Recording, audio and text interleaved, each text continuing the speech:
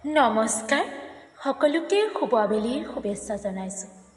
আজি মোৰ বাবে মোৰ বিশেষ এটা দিন।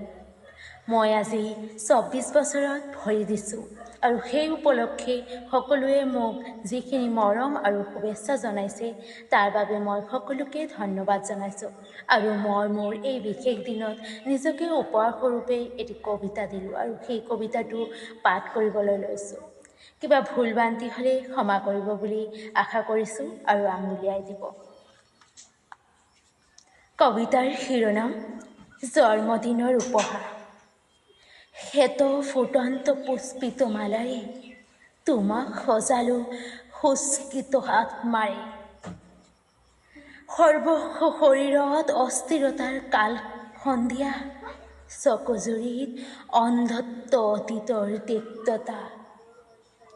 সেই বিষাক্ত দিনৰ শেষ নিশা, তেনে নহ'লে দুখৰ সত্তা, নজ্বলিল আজি প্ৰদীপৰ শিখা তোমাৰ নামতে মা। এতিয়া স্বতঃস্ফূৰ্ত পৰিক্ৰমা অস্থায়ী, মই অলংকাৰ নিপিন্ধা নাৰী, অপেক্ষা কেৱল পৰিসমাপ্তি।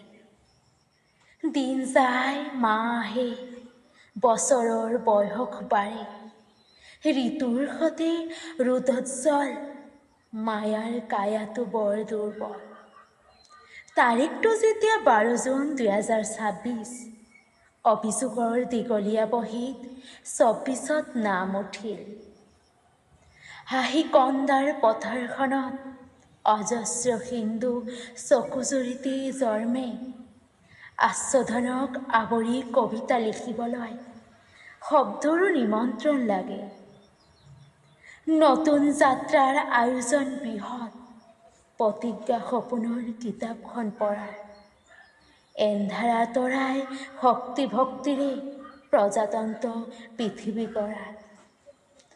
মাটিৰ গোন্ধতে ঈশ্বৰ, ভোকৰ বজাৰত খাদ্যপৰ, শান্তি সংজ্ঞাতেই শ্ৰেষ্ঠ উপহাৰ, অমূল্য তৃপ্তি আহাৰ। বিশেষ দিন বুলি নাই হাবিয়াস, মাক দেউতাক লৈ সহস্ৰ ধন্যবাদ। শিকিছোঁ দেখিছোঁ লিখিছোঁ হেজাৰ কবিতা, তোমালোকৰ অৱদানৰ প্ৰতিদানত। জীৱনৰ চিনাকি গোন্ধত শ্ৰেষ্ঠ প্ৰাপ্তিৰ বিৱৰণ, দেউতাৰ হাঁহিটোৱেই জন্মদিনৰ উপহাৰ। ধন্যবাদ।